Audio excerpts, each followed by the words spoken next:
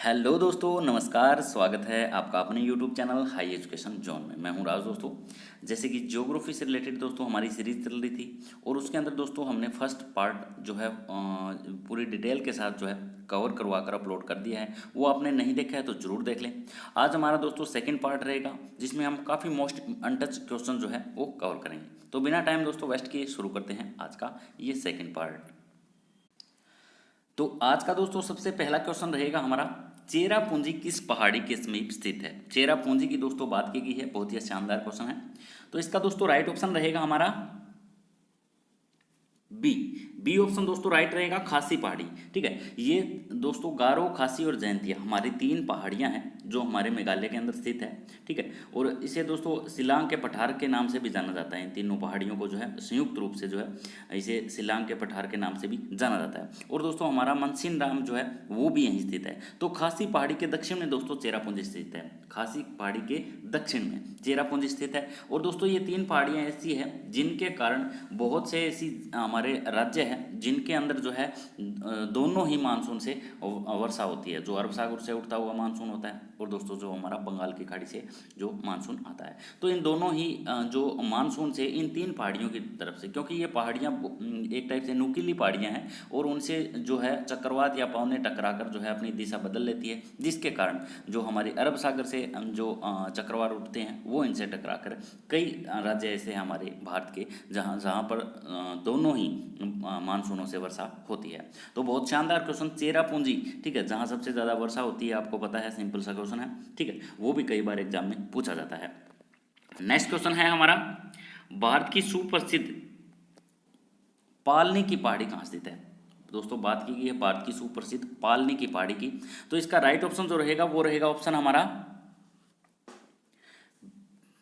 ये दोस्तों, तमिलनाडु के अंदर जो है भारत की जो सुप्रसिद्ध पालनी की खाड़ी जो है वे ये यहाँ पर स्थित है। और भी दोस्तों बहुत सारी, ये हमारा तमिलनाडु और केरल है, ये बहुत सारी पहाड़ियों से घिरा हुआ है, जैसे नीलगिरी है, अन्नामलाई है, ठीक है, कार्डेमम पहाड़ी है।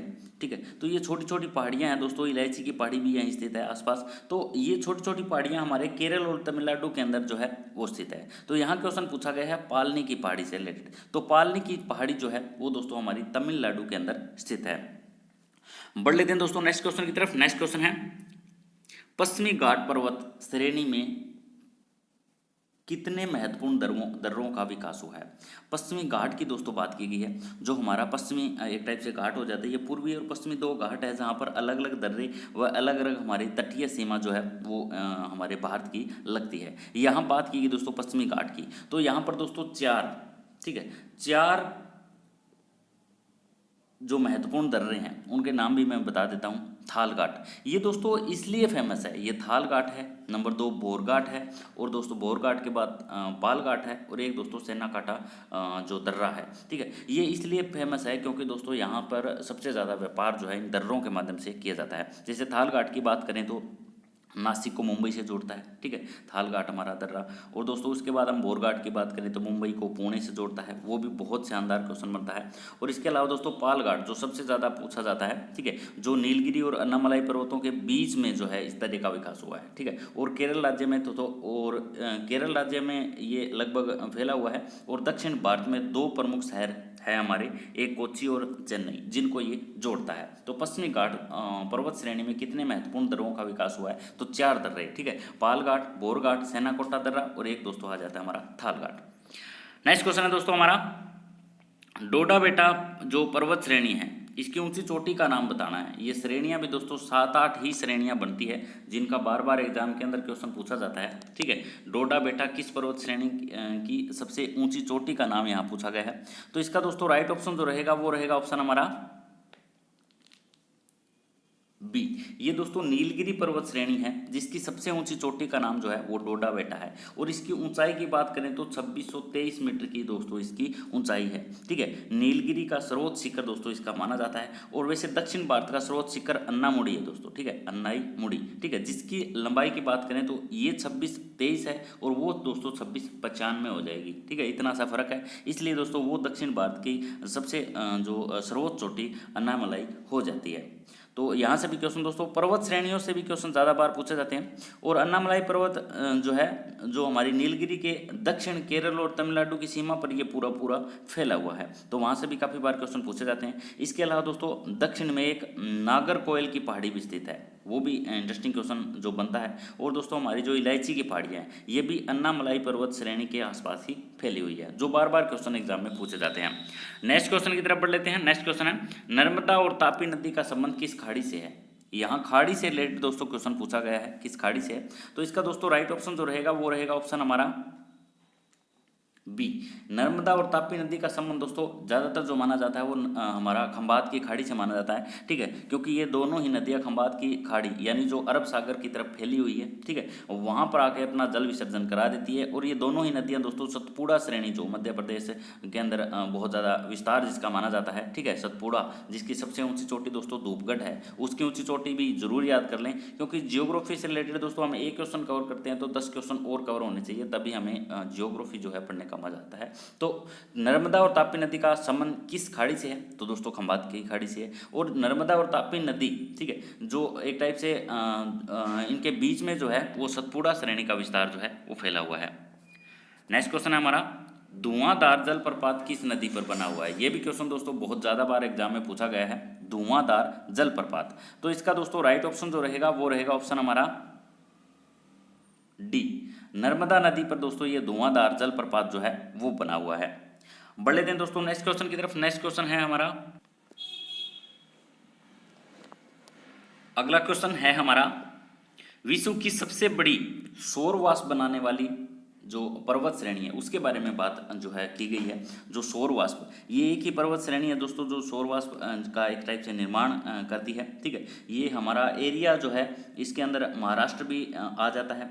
और एक दोस्तों श्री साईं बाबा ट्रस्ट संस्थान है, वो भी इसके आसपास का एरिया स्थित आ जाता है। तो यहाँ विश्व की सबसे बड़ी सौर वाष्प बनाने वाले पर्वत श्रेणी की बात की गई है। तो इसका दोस्तों राइट ऑप्शन जो रहेगा वो रहेगा ऑप्शन हमारा बी, अरावली पर्वत श्रेणी। अरावली पर्वत श्रेणी जो दोस्तों विश्व की सबसे प्राचीनतम पर्वत श्रेणी माना जाता है, ये एक अवशिष्ट पर्वत श्रेणी है। और दोस्तों लगभग जो है इसकी जो ऊंची चोटी है उसको गुरु शिखर कहा जाता है।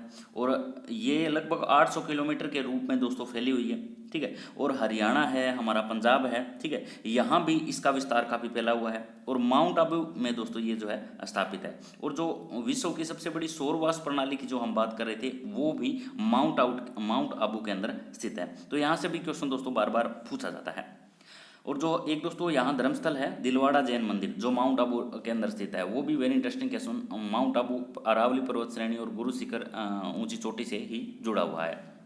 नेक्स्ट क्वेश्चन है दोस्तों हमारा जलेपला दर्रे का निर्माण किस नदी के कारण हुआ है। यहाँ दोस्तों दर्रे से रिलेटेड क्वेश्चन पूछा गया है। ये जलेपला दर्रा दोस्तों एक टाइप से फेमस दर्रा है, इसलिए यहाँ से क्वेश्चन बार बार पूछे जाते हैं। ये दोस्तों हमारा जो दर्रा है ये सिक्किम में है। और दोस्तों ये भूटान जाने का मार्ग देता है। और दोस्तों इसके हम निर्माण की बात करें कि किस नदी के कारण इसका निर्माण हुआ है, तो राइट ऑप्शन दोस्तों इसका हमारा बी रहेगा, तीस्ता नदी के कारण जो है इस दर्रे का निर्माण हुआ है।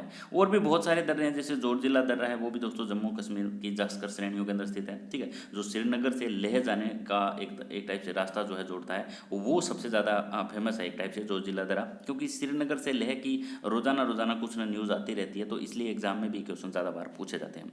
बनिहाल दर्रा है दोस्तों, वो भी जम्मू कश्मीर से जुड़ा हुआ है। इसके अलावा दोस्तों एक सिपकिल्ला दर्रा पूछा जाता है, हिमाचल प्रदेश से जुड़ा हुआ है। रोहतांग दर्रा दोस्तों हिमाचल प्रदेश से जुड़ा हुआ है, जो पीर पंजाल श्रेणी हमने कल पढ़ी थी उसको काटता है, ठीक है। और इसके अलावा दोस्तों एक माना दर्रा उत्तराखंड के हैं, नीति दर्रा भी उत्तराखंड के, ये दो दर्रे दोस्तों उत्तराखंड के अंदर है। एक दोस्तों नाथुल्ला दर्रा थोड़ा सा फेमस है जो एक टाइप से सिक्किम में स्थित है। तो बढ़ लेते हैं दोस्तों नेक्स्ट क्वेश्चन की तरफ। नेक्स्ट क्वेश्चन है हमारा कपिल धारा जलप्रपात का निर्माण कौन सी नदी करती है। कपिल धारा की दोस्तों यहाँ पे बात की गई है कि कौन सी नदी की बात की गई है, कौन सी नदी जो है निर्माण करती है।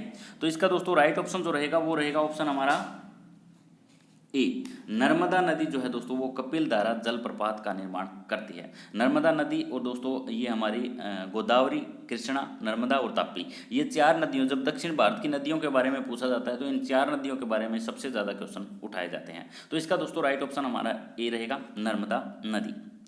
बढ़ लेते हैं दोस्तों नेक्स्ट क्वेश्चन की तरफ। नेक्स्ट क्वेश्चन है हमारा सतपुड़ा पर्वत श्रेणी की सबसे ऊंची चोटी है।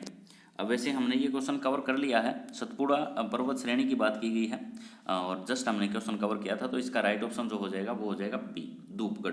ठीक है, धूपगढ़ जो है सतपुड़ा, जो ऐसी हमने ट्रिक भी बनाई थी कि 7 पूड़े लेके आने हैं। 7 पूड़े किसके लेने हैं? धूप के, जो हम घरों में धूप करते हैं। ऐसे हमने एक ट्रिकली वीडियो के अंदर भी दोस्तों ये क्वेश्चन जो है वो कवर हम करवा चुके हैं।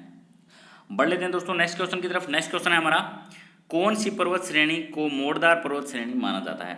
ये जस्ट ही हमने क्वेश्चन कवर किया था।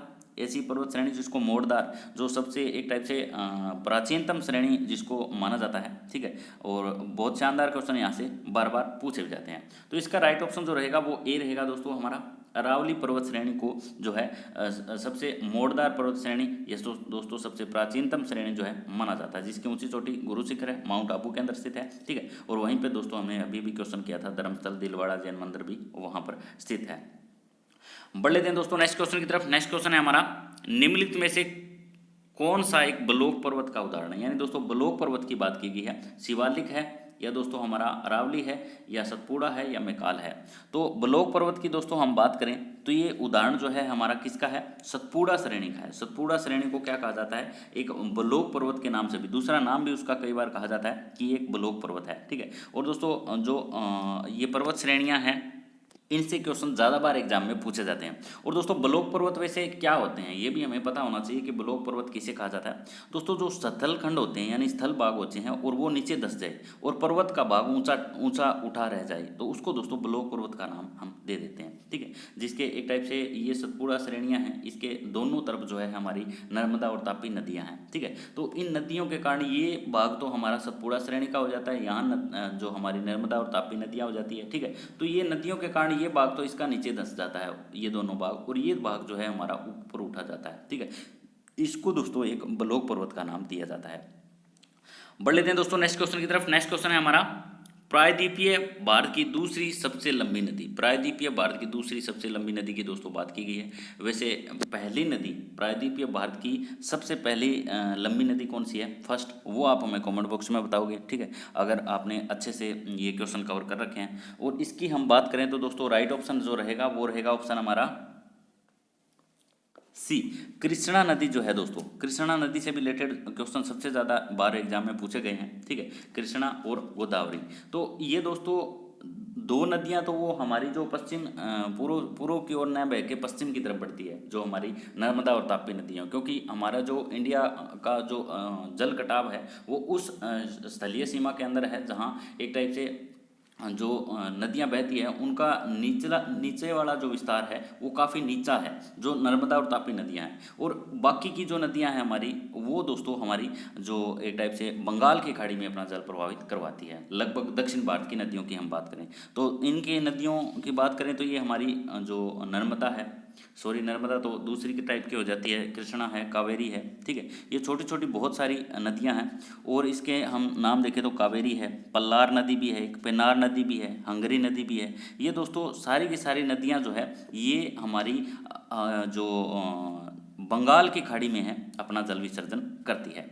इसके अलावा दोस्तों और नदियां भी बहुत सारी है, चिनाब नदी है, रावी नदी है, व्यास नदी है। ठीक है, तो इन नदियों के बारे में जो नदियों का टॉपिक आएगा तो उसके अंदर हम डिटेल से कवर करेंगे। नेक्स्ट क्वेश्चन है हमारा, निम्नलिखित में से कौन सा पठार लावा निर्मित पठार है? पठारों से भी रिलेटेड दोस्तों क्वेश्चन कई बार एग्जाम में रिपीट कर दिया जाता है। तो इसका दोस्तों राइट ऑप्शन जो रहेगा वो रहेगा ऑप्शन हमारा सी, मालवा का पठार जो है दोस्तों वो हमारा एक टाइप से लावा से निर्मित पठार इसको माना जाता है। और ये दोस्तों हमारा काली मिट्टी से भी बना हुआ है, काली मिट्टी के मैदान भी दोस्तों इसी पठार के अंदर स्थित है। और इस पठार के उत्तर की बात करें तो दोस्तों ये ग्वालियर की पहाड़ियों के अंदर फैला हुआ है, तो वहाँ से भी क्वेश्चन कई बार पूछा जाता है। और भी हमारे बहुत सारे पठार है, छोटा नागपुर का पठार दोस्तों जिसको एक टाइप से उत्तरी सीमा जो राजमहल की पहाड़ी है उसकी उत्तरी सीमा पर स्थित है। और हमारा दक्कन का पठार है दोस्तों जिसको 3 भागों में हम बांट देते हैं, एक दक्कन लावा का पठार, एक तेलंगाना का पठार, एक कर्नाटक का पठार। ये भी पठार बहुत ज़्यादा पूछे जाते हैं। ठीक है, तो बुंदेलखंड का पठार भी फेमस हो जाता है। तो ये कुछ पठार है जो इंटरेस्टिंग क्वेश्चन हमारे इनसे बन जाते हैं। और दोस्तों जो मेघालय का पठार है वो भी फेमस है। मेघालय के पठार के अंदर जो हमारी 3 पर्वत श्रेणियाँ आती है, गारो, खासी और जयंतिया। ठीक है, जहाँ हमारा खासी के अंदर अभी अभी हमने क्वेश्चन कवर किया था। ठीक है, जहाँ पर हमारा चेरापूंजी स्थित है उसके दक्षिण भाग में। नेक्स्ट क्वेश्चन है, मेघालय के पठार में कौन सी पहाड़ियाँ स्थित है? मेघालय के पठार में। अभी हम क्वेश्चन दोस्तों वैसे कवर कर चुके हैं। तो ये मेघालय के पठार के अंदर ही तीनों पहाड़ियाँ स्थित है, गारो, खासी और जैंतिया, जहाँ ऐसे कुछ राज्य है जहाँ पर दोनों ही मानसून, अरब सागर मानसून और बंगाल की खाड़ी से उठता हुआ मानसून से वर्षा जो है वो यहाँ पर होती है। बढ़ लेते हैं दोस्तों नेक्स्ट क्वेश्चन की तरफ। नेक्स्ट क्वेश्चन है हमारा लूनी नदी। लूनी नदी से भी क्वेश्चन दोस्तों वेरी इंटरेस्टिंग बन जाते हैं। लूनी नदी जो राजस्थान की एक टाइप से फेमस नदी जिसको जो है माना जाता है, ठीक है। तो इसका दोस्तों राइट ऑप्शन जो रहेगा वो रहेगा ऑप्शन हमारा नाग पर्वत। ए दोस्तों इसका हमारा राइट ऑप्शन रहेगा। नाग पर्वत से जो है इसका उद्गम स्थल माना जाता है, किसकी, लूनी नदी का। और ये दोस्तों राजस्थान की नदी है। दक्षिण पश्चिम अरावली पर्वत श्रेणी के अंदर दोस्तों नाग पर्वत स्थित है, वहाँ से निकलती है। 320 किलोमीटर की लंबाई जो है इसकी मानी जाती है। और दोस्तों उसके बाद कच्छ के रण में जाके ये विलुप्त हो जाती है, यानी दोस्तों कच्छ के रण में जाके ये गायब हो जाती है, ठीक है। और इसकी छोटी छोटी सहायक नदियाँ भी हैं, सरस्वती, जवाई, सूखड़ी, लीलड़ी, मीठड़ी। ये दोस्तों राजस्थान के ऐसे ही नाम होते हैं, तो ऐसे ही यहाँ की नदियों के नाम हैं, ठीक है। और सरस्वती का जो उद्गम स्थल माना जाता है, एक पुष्कर झील बनी हुई है नाग पर्वत के अंदर, वहाँ पर दोस्तों इसका उद्गम स्थल माना जाता है। तो दोस्तों लूनी नदी राजस्थान की सबसे महत्वपूर्ण नदी है, वहाँ से क्वेश्चन भी एग्जाम में पूछे जाते हैं। बढ़ लेते हैं दोस्तों नेक्स्ट क्वेश्चन की तरफ। नेक्स्ट क्वेश्चन है हमारा भारत का रूर प्रदेश किसे कहा जाता है। ये भी एक टाइप से अच्छा क्वेश्चन है। रूर प्रदेश, रूर प्रदेश की हम बात करें तो राइट ऑप्शन दोस्तों हमारा सी रहेगा इसका। छोटा नागपुर के पठार को भारत का रूर प्रदेश कहा जाता है। बढ़ लेते हैं दोस्तों नेक्स्ट क्वेश्चन की तरफ। नेक्स्ट क्वेश्चन है हमारा शिवालिक के निचले भूभाग को क्या कहा जाता है। निचले भूभाग को दोस्तों ये एग्जाम में, एसएससी एग्जाम में भी अभी हाल ही में क्वेश्चन पूछा गया था। यमुना द्वारा बहा कर लाई गई मिट्टी को क्या कहते हैं, ठीक है। तो वैसे ही क्वेश्चन इसके अंदर पूछा गया, शिवालिक के निचले भूभाग को हम क्या कहते हैं, तो उसको तराई कहते हैं। राइट ऑप्शन क्या हो जाएगा, बी हो जाएगा, तराई उसको कहा जाता है। बढ़ लेते हैं दोस्तों नेक्स्ट क्वेश्चन की तरफ। नेक्स्ट क्वेश्चन है हमारा तीस्ता और दिहांग नदियों के बीच भारत के कितने राज्यों का विस्तार है। ये तीस्ता और दिहांग दो नदियां हैं, इनके बीच के राज्य जो है वो पूछे गए हैं। तो राइट ऑप्शन दोस्तों इसका हमारा बी रहेगा। तीन राज्यों का विस्तार जो है इनके अंदर फैला हुआ है। वो 3 राज्य भी पूछे जा सकते हैं। एक तो दोस्तों अरुणाचल प्रदेश है, एक सिक्किम है और एक असम है। ये 3 राज्य हैं दोस्तों। और उसके बाद आ जाता है एक देश, ठीक है, जो भूटान देश है, वो भी दोस्तों तीस्ता और दिहांग नदियों के बीच के अंदर ही फैला हुआ है। अगर दोस्तों ये हमारा देश पूछा जाए तो भूटान हो जाता है, और राज्य पूछे जाए तो 3 राज्य हो जाते हैं, अरुणाचल प्रदेश, सिक्किम और दोस्तों असम। नेक्स्ट क्वेश्चन, और आज का हमारा एक टाइप से लास्ट क्वेश्चन रहेगा। अरावली पर्वत श्रेणी की सबसे ऊंची चोटी गुरु शिखर अधिकतम ऊंचाई कितनी है। तो अधिकतम ऊंचाई दोस्तों सबसे ज़्यादा बार एग्जाम में क्वेश्चन पूछा जाता है, ठीक है। तो राइट ऑप्शन ए रहेगा 17-22 मीटर। एसएससी के एग्जाम में भी क्वेश्चन कई बार पूछा जाता है। तो अरावली पर्वत श्रेणी की सबसे ऊंची चोटी का नाम है दोस्तों हमारा गुरु शिखर, और उसकी ऊंचाई जो है वो 17-22 मीटर है, जो हमारे माउंट आबू राजस्थान के अंदर स्थित है। तो ये थे दोस्तों आज के हमारे कुछ महत्वपूर्ण क्वेश्चन। कैसी लगी वीडियो, एक लाइक जरूर कर दें। मिलते हैं दोस्तों जल्द ही नेक्स्ट वीडियो में, तब तक नमस्कार, जय हरियाणा, जय भारत।